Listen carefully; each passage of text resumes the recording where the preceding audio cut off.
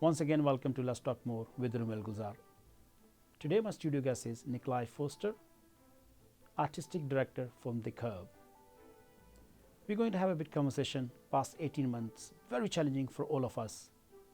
We're going to see what The Curve bringing to us this Christmas and this summer. So stay tuned. Let's talk more with Rumel Gulzar.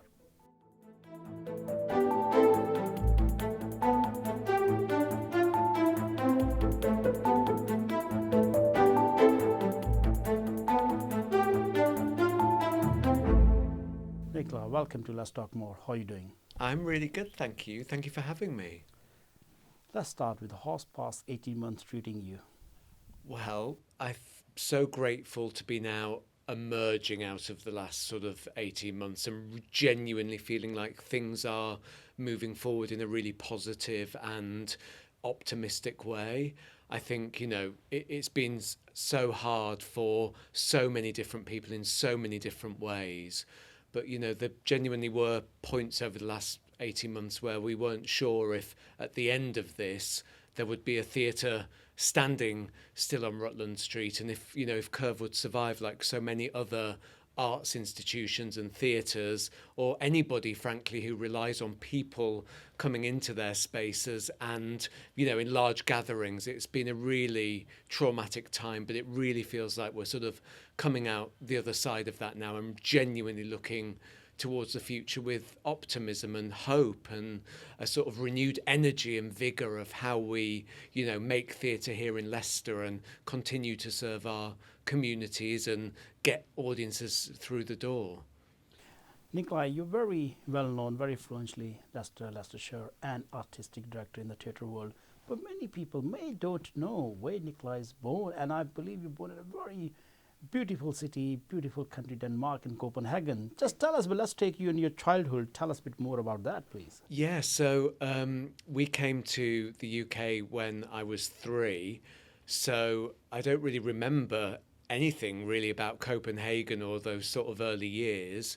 I do sort of remember we came to Yorkshire and West Yorkshire, and I lived in a little town called Hebden Bridge. That was the first place we lived, and I do remember speaking Danish to everybody, and that was sort of met with incredulity and a sense of complete disbelief. So I very quickly learnt obviously to speak English, and the Danish sort of faded into the background to the extent that I have no Danish language skills now at all. And I'm just desperate one day. I'd love to go back and visit the country I was born and see the city. And obviously my mum, who was born in Finland, she spent many years in Copenhagen, so told me all about it and shared stories of where I was born. But it's somewhere I don't know really very much about. And England, the UK is my home, and growing up in Yorkshire and then moved down to London for drama school and sort of starting my theatre career. But it's it's curious. It's a sort of factual thing. I was born there, but I know very little about it and don't really feel any connection to it, if you see what I mean. I'm glad you said that you're British more than Danish. Yes, yeah. And then, and they sort of, because I grew up in Yorkshire, I sort of felt like I was an adopted Yorkshire boy for quite a while, and then sort of went to London and spent a good 10 years there training at drama school, and then obviously working as a freelance theatre director. And now coming to Leicester, I've been here, this is my 7th year in Leicester, and everybody, right from the word go, it's such a welcoming, kind, sort of open-hearted city, and now I sort of feel like I belong in Leicester, and I feel very welcome here, and feel like I could have been from Leicester. My heart's here now. So where you graduated? So I went to a place called Drama Centre, which was back in the day, it was a very sort of small-scale conservatoire style drama school, and it was a training just for actors. And growing up, my sort of origins, if you like, are very simple, very sort of humble background, and theatre and the arts and all of that wasn't something that we did. And, this love affair and this passion for theatre was born. But of course, I only saw theatre, you go to see a play and you'd see actors in it, or you watch TV or films and you saw actors. And I never really imagined there were directors and lighting designers and, stage managers. And so I assumed that I wanted to be an actor. And I went off for this drama training, this fantastic drama school. And it was sort of halfway through my training, it was apparent that I was sort of going off in a different direction, and that, I was sort of writing mini sketches for my mates and my sort of drama colleagues, and I was sort of bringing projects together, and I was interested in the lighting.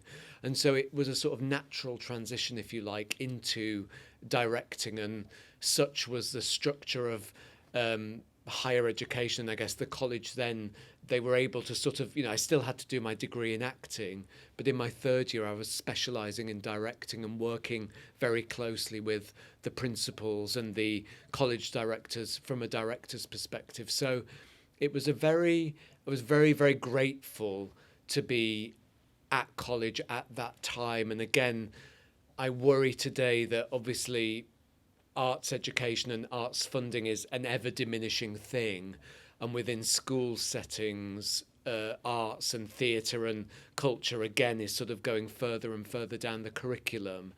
And obviously it's something we fight for at Curve and will continue to advocate for. But I was just very lucky that I went to a bog standard comprehensive, but they were doing everything, equal emphasis was placed on football, as it was on design technology, as it was as home economics, as it was religious studies, as it was drama and English. And so I was able to really sort of immerse myself in those subjects.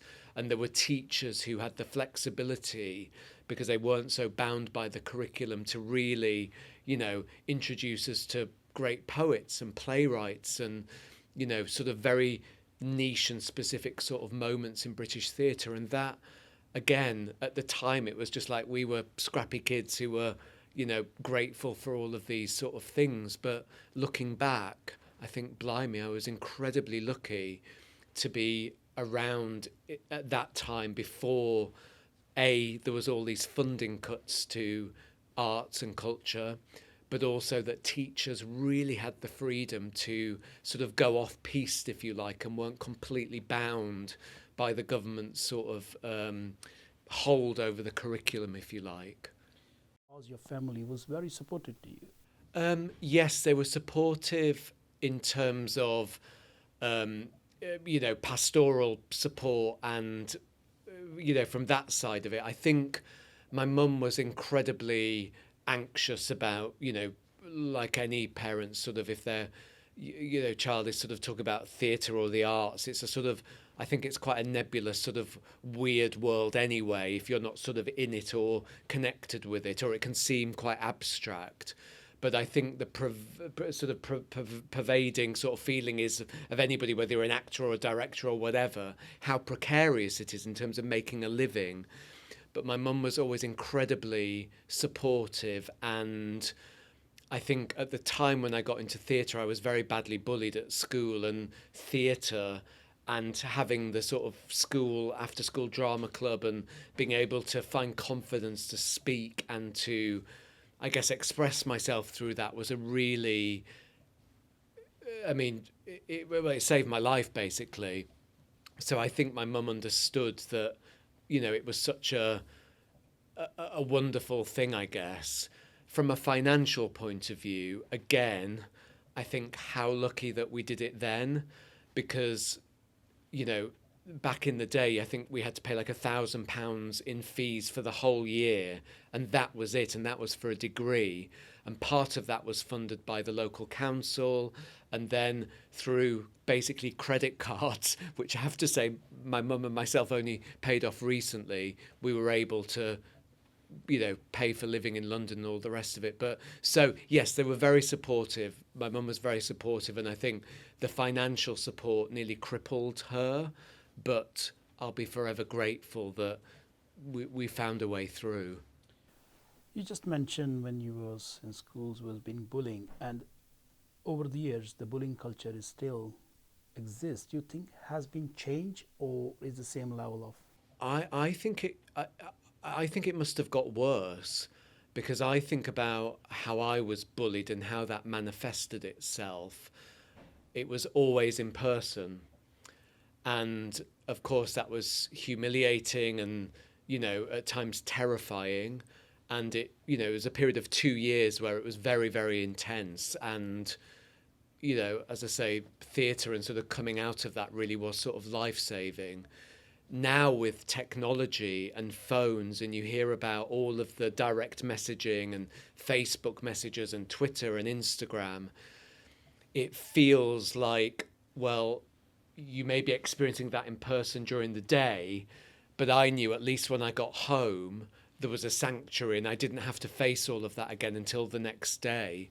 But it strikes me today that young people are going home and the phones are sort of beeping with messages, and you're being DM'd, and that same level of abuse that you may be experiencing in the classroom, it may also be coming through to you at home through your mobile phone or whatever. So, but I think what's probably very positive about today is the way that we speak about these things, and that teachers and local authorities and, as a society generally, I think we're much more open about talking about these sorts of things, and hopefully having the courage to stand up and call out bullying or bad behaviour.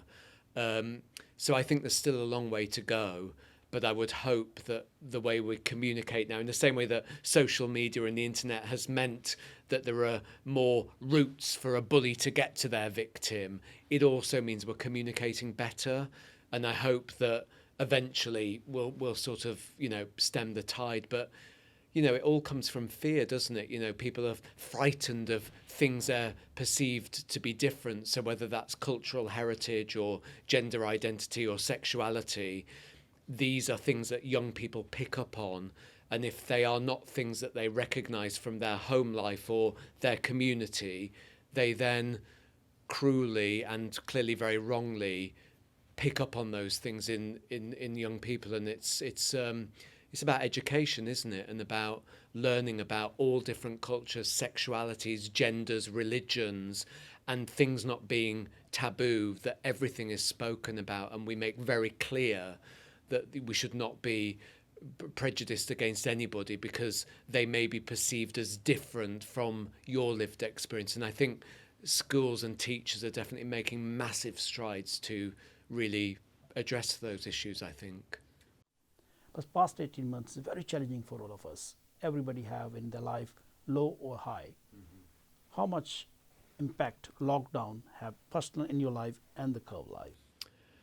Well, personally, I realised quite early on that I am defined by my work, and that place is my life. I think about it every waking moment. I'm more or less there all the time. So suddenly for that to stop, there was a bit of an identity crisis, because you suddenly realise that actually probably need to get a bit of a life outside of work, because you're completely defined by something, and that, for all its positives, probably isn't the healthiest thing. So I think sort of there was a moment where I sort of thought, gosh, who actually am I? It's sort of, you're just this person who's constantly working. And for the theatre, I mean, 20% of our funding comes from the Arts Council and Leicester City Council. 80% of the funding comes from ticket sales. So when that stops, you can imagine the devastating impact of that. Now Curve reopen after 18 months, a lot of challenges we discussed, a lot of low and high time. What plan for the audience for Christmas? Well, at Christmas, we will be back to doing what Curve does best, which is putting on one of our big Christmas musicals. And this year it's a chorus line, which is a show that Chris, the chief executive, and I have wanted to do for many years. And it never quite sort of found its right sort of slot, if you like. And the thing about a chorus line is it's a show that celebrates theatre and culture. And there's a very famous song in it called What I Did for Love, which, the actors who are auditioning for this musical in the show within a show sing about why they became dancers, why they wanted to work in the theatre, because they did it for love. And it just felt really fitting that coming out of this pandemic and, the last 18 months of turmoil and, real anxiety about the future of our theatre, that, well, we absolutely, of course, we did it for love. And A Chorus Line is a play that celebrates arts and culture and theatre. And, it's got some of the best songs ever written, for musicals, One Singular Sensation, the finale song, I Can Do That, Dance 10 Looks 3, all of these fantastic musical theatre standards. So it just felt like the perfect fit. And, we've postponed The Wizard of Oz. The Wizard of Oz, which will happen next year, is set to be the biggest show we've ever staged in Leicester. It's, it's a huge production. You can imagine the yellow brick road and all of that business. So it's an expensive production to mount. And of course, the great thing about A Chorus Line, in a time when, we're not entirely certain how the rest of the year is going to play out, A Chorus Line is set on an empty stage, an empty Broadway theatre. So again, it felt like we could, from a business point of view, manage our risk, but also deliver a show that is spectacular and from the heart. And really, I think, sort of takes forward some of the learning. I was talking earlier about how creative we were during lockdown.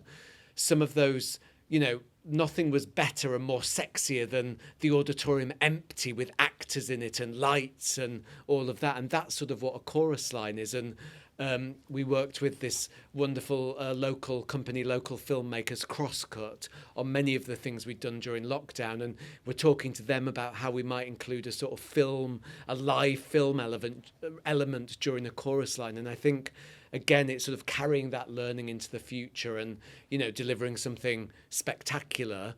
And then alongside A Chorus Line, we're doing Smeds and Smooths, which is for young people and their families, and that's created by Tall Stories, who are a fantastic company who create work for little ones and their families. So, we hope throughout the year that there's something for everyone at Curve, but more so at Christmas. We really want, you to be able to come into that building, and whether you're seeing A Chorus Line or the Smeds and the Smooths, there's something for everybody. And I think that, you're going to get that this Christmas. And that's wonderful, having had a year of not doing a Christmas show. It's great that we're back. Leicester is very diverse. And you think we can produce enough diverse show, especially for the Leicester or Leicestershire audience? I think over the course of the year, yes. I think if you look at, a sort of regular programme before COVID, then yes.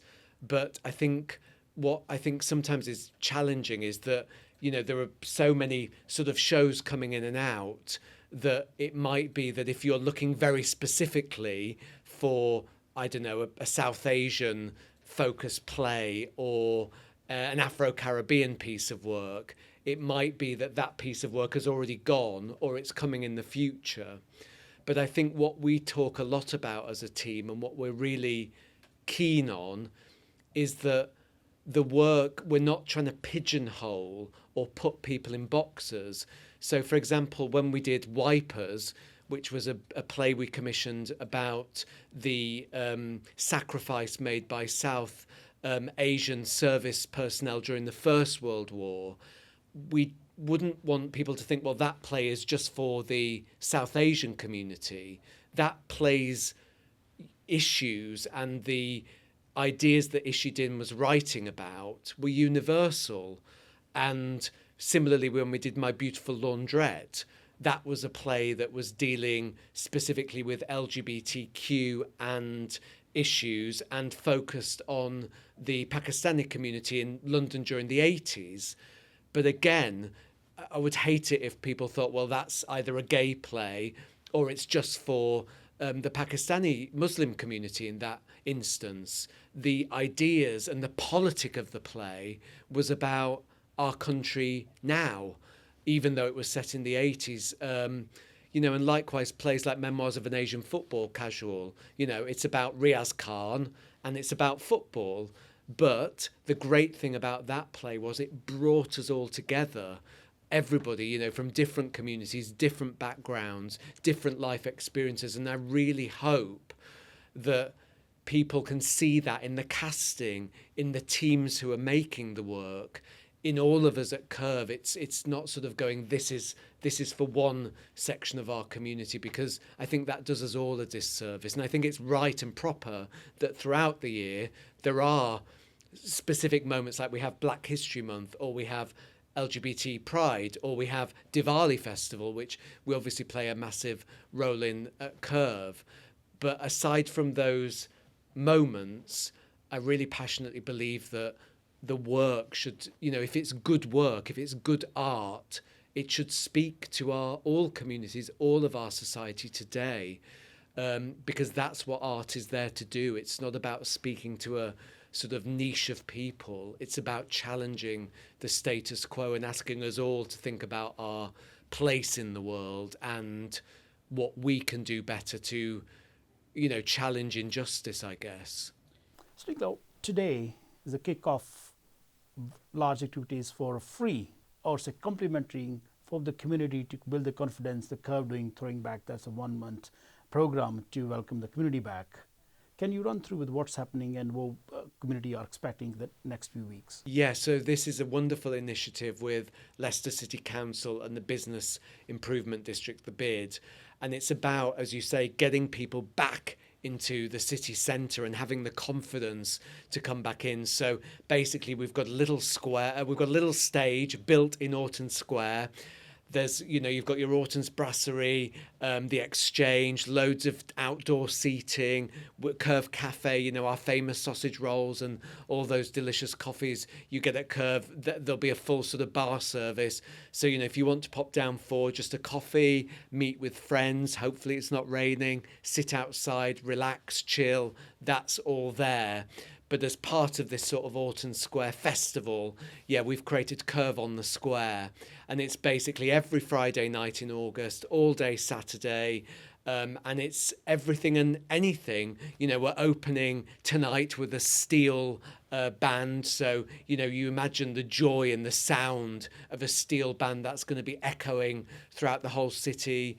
We've got spoken word artists, Pukaar Arts are going to be doing some amazing, they've been doing amazing work throughout the lockdown with us, and they helped open the theatre, but they're going to be dancing on the square. We've got musical theatre performers, jazz artists, pop sort of style singers, I think a bit of beatboxing. So we've got everything. And basically it's a festival vibe. There's nothing sort of super organised or super glossy about it. You can check on the website the day before, check on social media, you'll see what's going on. You can come down, there'll be, TV screens saying who's on, sort of roughly at what time.